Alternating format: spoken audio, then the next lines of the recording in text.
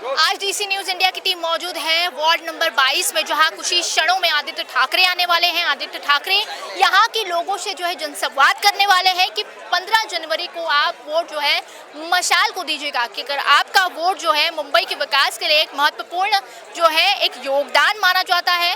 उत्सव बघून खरोखर मला विश्वास बसलेला आहे की ही सीट आपली 100% निघत आहे।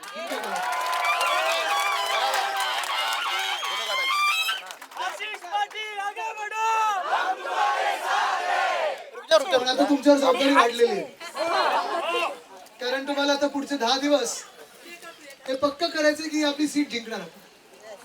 घरोघरी जायचं आहे, प्रचार करायचा आहे, डोर टू डोर कॅम्पेनिंग आहे।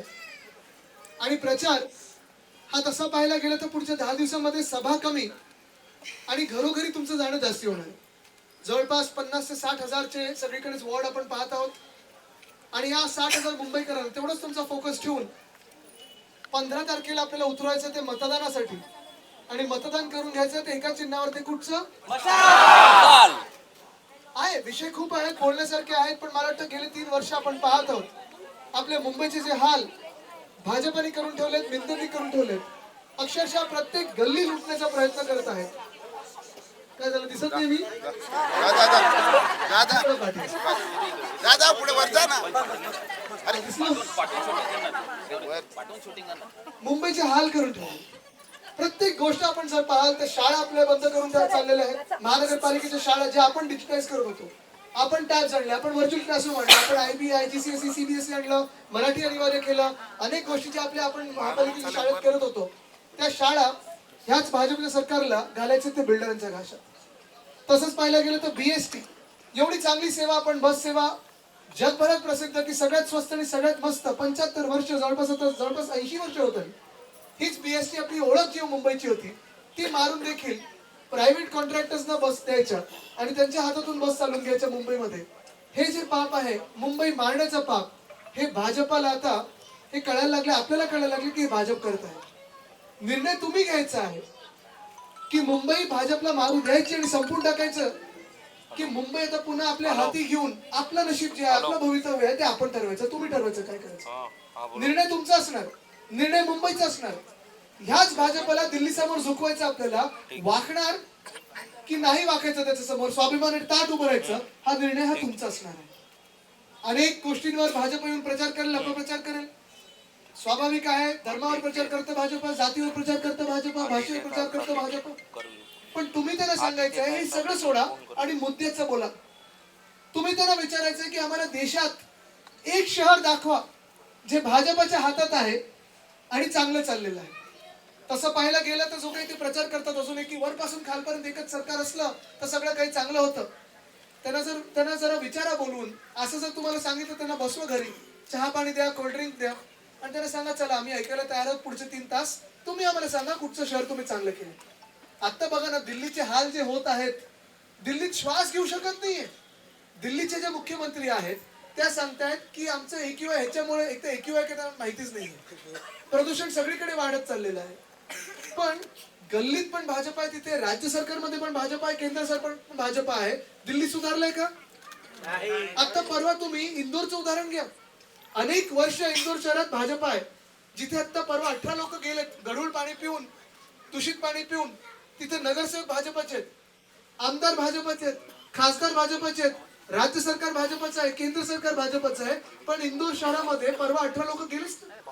म्हणजे हेच तुम्हाला सांगण्याचं माझं तात्पर्य आहे की भाजप सगळीकडे वातावरण प्रदूषित करून टाकतं, कार्पेट बॉम्बिंग वेगळ्या वेगळ्या विषयांचं करतं, पण मुद्द्याचं बोलत नाही। आणि त्याच उलट जर आपण पाहिलं तर 1997 पासून 2022 पर्यंत, 97 ते 99 आपलं राज्य सरकार होतं, 2019 ते 22 आपलं राज्य सरकार होतं, जवळपास 4 वर्ष सोडली तर 25 वर्ष आपण, म्हणजे त्या 4 वर्ष सोडली तर 21 वर्ष आपल्या डोक्यावर वेगळे वेगळे मुख्यमंत्री होते।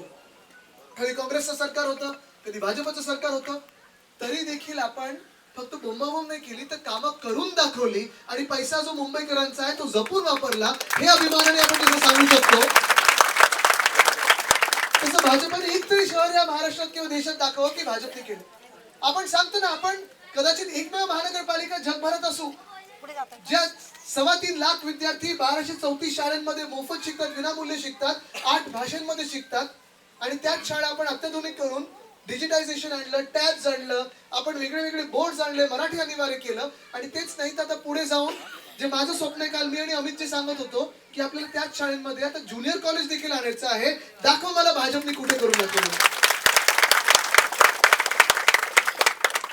मुंबई सारखं दुसरं शहर नाही ज्यात स्वतःचे आपले दवाखाने तर आहेतच. हिंदुराय सम्राट बाळासाहेब ठाकरे आपला दवाखाना आपण सुरू केलेली स्कीम. आता ह्यांच्या सरकारमध्ये औषधं कमी पडतात तिथे, पण आपले जे 4 वैद्यकीय महाविद्यालय आहेत, मला दुसरं शहर दाखवा या देशामध्ये स्वतःची महाविद्यालय आहेत कुठे? नाही. पण आपल्याला तर पुढची 5 करायची आहेत. ह्याच्यासाठी मी तुमच्याकडे आशीर्वाद मागायला आलेलो आहे. दुसरं शहर मला दाखवा मुंबई सारखं, जिथे पाणी एवढे स्वस्त दरात आहे आणि आपण शब्द दिलेला आहे की जे दर आता आहेत तेच दर आपण पुढच्या 5 वर्ष स्थिर ठेवणार आहोत. एक सुद्धा कर वाढवणार नाही. सांगा भाजपला असं शब्द देण्यासाठी. जी बीएसटी आपण प्रत्येकाचं दिलो जान बीएसटी आहे. प्रत्येकाने इथे बीएसटी वापरलेली आहे. वापरली ना? आपल्या काळात आठवतं आपण मिनी बस सुरू केली होती. भाडं काय होतं आपलं? 5 रुपये. आणि आता किती झाले? 12. आणि 20 रुपयाचं किती झाले? 60. परवडणार आहे? नाही. दररोज परवडणार आहे? मुंबईला जे हे मारण्याचा प्रयत्न करत आहेत, तुम्हाला आठवत असेल मी 3 वर्ष सातत्याने सगळीकडे फिरत आहे. मुंबईमधून जे उद्योग चाललेत, मग वेदांता फॉक्सकॉन असेल, बलरग पार्क असेल, मेडिकल डिव्हाइस पार्क असेल, एअरबस टाटाचा प्रकल्प असेल, सगळं काही त्यांच्या तिथे नेत आहेत. पण आपल्या बीकेसीची जमीन देखील ह्यांनी बुलेट ट्रेन साठी घेतली आणि जाते ती बुलेट ट्रेन गिफ्ट सिटीला. किती लोक तुम्ही इथून गिफ्ट सिटीला जातो काम करायला? जातो कोणी नाही. पण आपण आपल्या ऑफिसला जातो, इथून कुठे मुंबईत फिरत असतो. आपल्याला जी बीएसटी बस, आपल्या परवडणारी बीएसटी बस होती, तीच बस कमी केले, रूट बंद केले, भाडेवाढ केली. हे सगळं आता आपल्याला बदलून आपला महापौर बसल्यानंतर महिलांसाठी मोफत बसेस सुरू करायच्या आहेत. आपले गणवेशधारक विद्यार्थी जे असतील, शाळेत जाणारे येणार, त्यांच्यासाठी मोफत बस सुरू करायचे आहेत.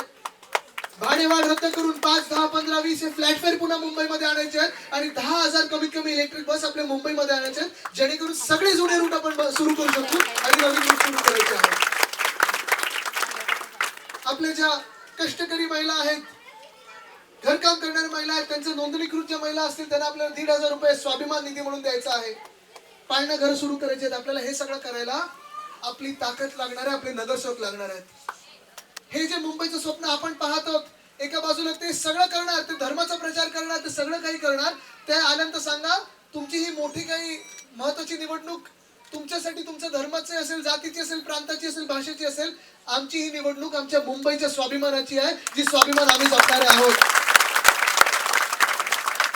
पण हा जर लढा आपल्याला जिंकायचा असेल, कदाचित संयुक्त महाराष्ट्रानंतरचा सर्वात मोठा आणि महत्वाचा लढा आहे.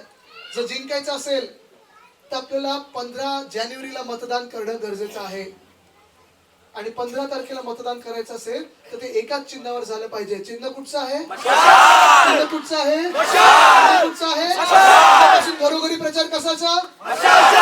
घरोघरी प्रचार कुठे?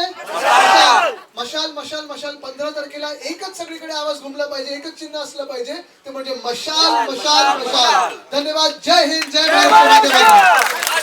तो ये थे आदित्य ठाकरे, जिन्होंने यहाँ वार्ड क्रमांक 22 से लोगों से संवाद साधा है और लोगों को जो है जागरूक किया है कि आने वाले 15 तारीख को जो है मशाल पर ही आप वोट दीजिएगा, क्योंकि आपका वोट मुंबई के विकास के लिए बेहद महत्वपूर्ण माना जा रहा है। साथ ही उन्होंने सत्ताधारी पक्ष पर भी कई निशाने साधे। उन्होंने कहा कि मुंबई को लूटने का काम यदि किसने किया है तो वो सत्ताधारी पक्ष ने किया है, और मुंबई को बचाने का काम आप कर सकते हैं मशाल को वोट देकर। तो अभी के लिए बस इतना ही। कैमरा पर्सन नितिन धोड़ी के साथ मैं दिव्या, DC न्यूज़ इंडिया, मुंबई।